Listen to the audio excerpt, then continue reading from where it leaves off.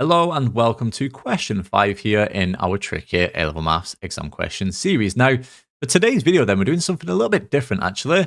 We're going to take a look at a mechanics question. Now, I know for many of you students here watching this video, you'll be hating this fact. I know stats and mechanics is not a favorite for many students, but it is still important that you can answer these questions, even the challenging ones such as this one here. It's not the world's most challenging question, but it's certainly more challenging than many of your typical exam style questions. Okay, so let's just take a look at this question together. Hopefully it doesn't cause too many problems, but like I said, we'll run through it together anyway. So what do we have then for this question here? So what we've got then is a particle of mass mkg that's sliding down a rough plane that is angled at theta to the horizontal. We're then told that the coefficient of friction between the particle and the plane is mu. What we want to do here then is just show that the acceleration of the particle is independent of its mass. Now, as we can see straight away here, we don't have a diagram. We're going to be resolving forces, so if we're resolving forces, we definitely need a diagram. So what I'll do here, in this top right corner, somewhere over here, I'm just going to draw a quick diagram. It doesn't have to be perfect, by the way. If you've ever watched any of our previous videos here, especially any of the mechanics questions and the mechanics videos, you will know my art skills are shocking. I did fail GCSE art, so I'm going to quickly demonstrate that with my inclined diagram here. Okay, so we'll have the horizontal. This should clearly be a straight line. I'm doing this on a tablet, by the way, so it's not the easiest, but you can follow along with it, right? We've then got the inclined plane here. Something like that. That wasn't too bad. I'll take that. We've then got the angle of inclination here, which is given as theta. The angle of inclination here is theta. We've got the particle then, so it doesn't really matter how you draw this, whether you draw it as like a circle or some kind of box. It really doesn't matter. I'll just draw it as a box here. Let's just say something like this. So this here then, that can be my particle. We also need the relevant forces here, right, to this force diagram. So we've got friction to account for here because we know then that the inclined plane here is rough. If you're told in the question that it's a rough plane, you need to account for friction. If it's a smooth plane, then you don't need to worry about friction. But as we're told here, it's a rough plane, right? So what we're told here is the particle is sliding down the plane. So it's going to accelerate down the plane here, like so. And you should be aware then that friction opposes motion. So friction will act up the plane here in the context of this question. Okay, so friction will act up the plane here. We know that the coefficient of friction here between the particle and the plane is mu. So F here is equal to mu r. So I can just denote this as mu r here, like so. You should also be aware here that there will be a normal reaction between the particle and the inclined plane. So that will be perpendicular to the plane here, looking something like this. We'll just denote that's r for the normal reaction. We also have the weight force then, so that will act vertically downwards here, something like this. So the mass of the particle here is mkg, so that would be mg newtons there. I'll just denote it as mg.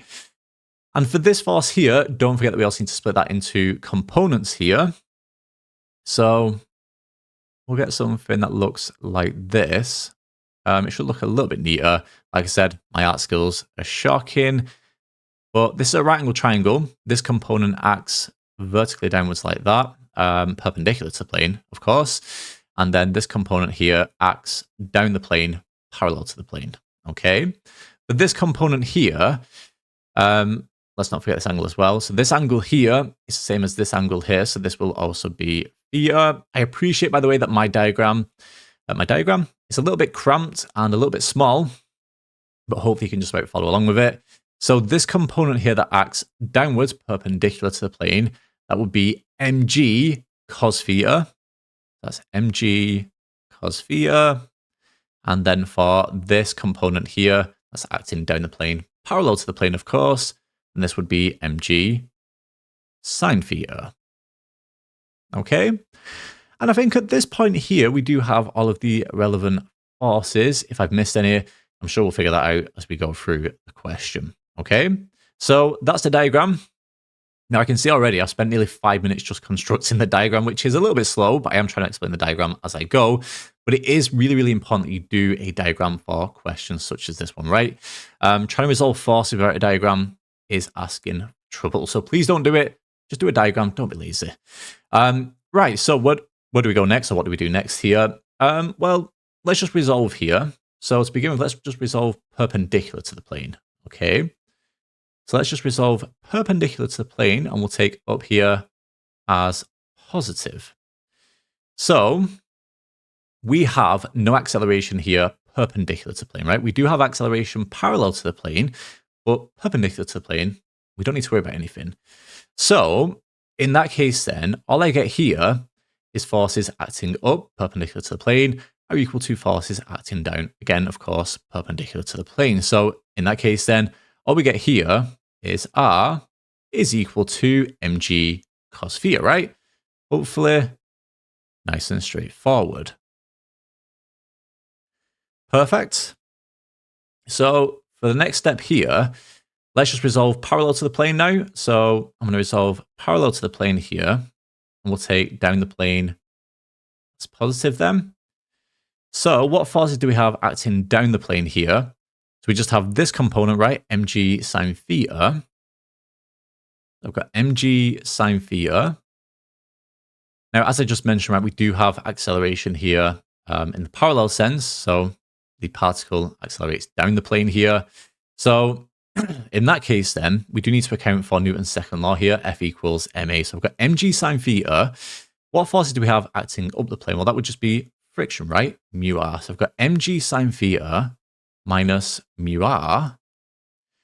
And that is equal to the mass times the acceleration, right? Newton's second law here. So the mass is just giving us m, and the acceleration, again, that's just giving us a, right? So just get ma here, like so. Now, we actually know what r is here, right? R is mg cos theta. So all we need to do here is just substitute r into this equation here. So I call this equation 1, and we call this equation 2 then. All we need to do here is just substitute equation 1 for r into equation 2. And again, this should be pretty straightforward, I think. So we get mg, so mg sine theta minus mu times r. So r is mg cos theta. So minus then mu times by r, which is mg cos theta, is equal to the mass times the acceleration. Perfect. Now, at this point here, we can just simplify, right? Because we know then that the mass of the particle here, it won't be 0. So we can just divide through by, I was going to say divide through by 0. Ignore that. We can divide through by m. So if we do that, then what we get here is g sine theta minus then, so we get minus mu g cos theta is equal to a. Okay, perfect again. At this point here, you don't have to, but what we could do is just factor out the g then. So I get g bracket sine theta minus then mu cos theta. So minus mu cos theta is equal to a. Okay. Now just notice at this point here, there is no m here on the left-hand side. Now this is for the acceleration a, right? The acceleration a here is equal to g times by sine theta minus mu times cos theta. So because there's no m involved here in this equation, what that tells us then is that the acceleration of the particle is independent of its mass, right? The mass here, in other words, has no effect on the acceleration, okay? So to summarize then, all we're going to say here is that m does not appear in this equation, and as a result then, the acceleration is independent. So therefore then, m does not appear. So m does not appear. M does not appear in the equation. I apologize, by the way, for my handwriting. It's never the neatest, but it doesn't really matter too much. Hopefully you can just about read it. So m does not appear in the equation, and therefore then the acceleration of the particle is independent of its mass, right? So the acceleration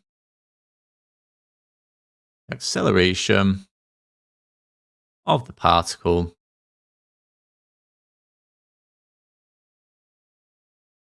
is independent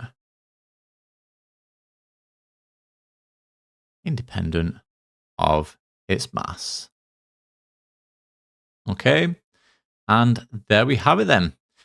So, like I said, not the world's most trickiest question for mechanics, but, certainly a little bit more involved than, typical types of questions based on this topic here. Okay, so hopefully this explanation, this demonstration here has helped.